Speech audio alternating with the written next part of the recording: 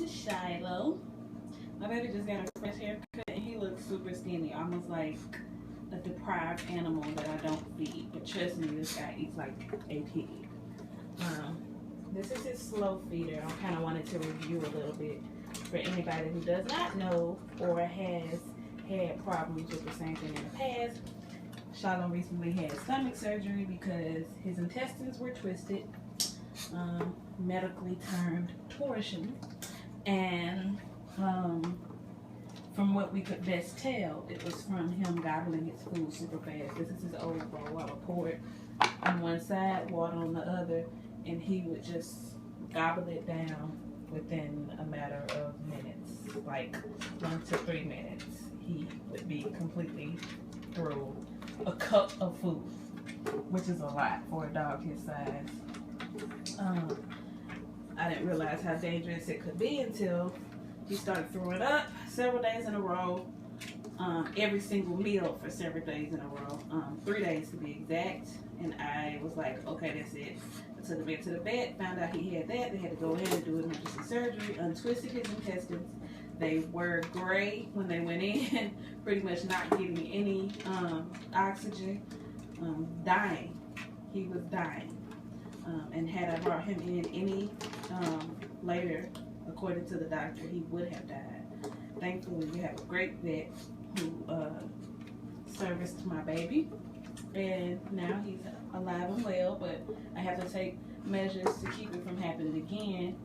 And one of the things that I researched was a slow feeder. Actually, a coworker told me about a slow feeder. This is my very first pet that I have owned, let alone dog. And so everything I've learned since I've had him. And most recently, I've learned about torsion and slow feeders. Shiloh would gobble his food down, and like I said, 1 to 3 minutes. This has increased because it's like throwing his food in the grass and having him look for it. This has increased his feeding, which he's almost done here. And I'll put a few more down to kind of show you how it works. Just a few more because he's had enough. You just kind of, he won't let me because he's super greedy. I told you he's a pig. Drop it and they kind of fall as they may. And he has to search and dig for them. And at first I thought this one was too small. Let me try to get a better view to show you just how big it is. If you can see that. I thought this was, too big for his small self.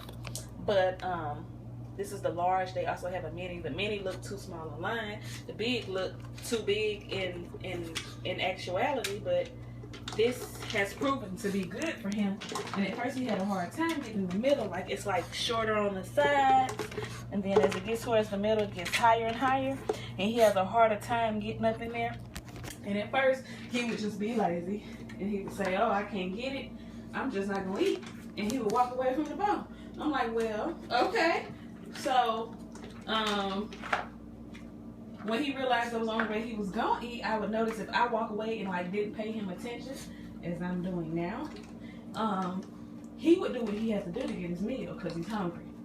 And so if I walk away for so long and come back, I've noticed that he's able to, even as you see here, get up in those higher and harder crevices. So this has increased his feeding again from 2 to 3 minutes to 15 to 20 minutes.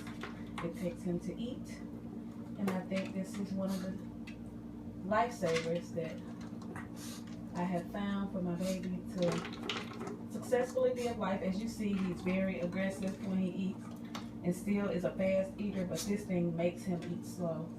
And maybe after so long, I don't know how it works, maybe he'll get to a point where I can go back to this version of feeding him and he'll have trained to eat slow. If not, I'm perfectly fine with using this for the duration of his life. It's pretty durable.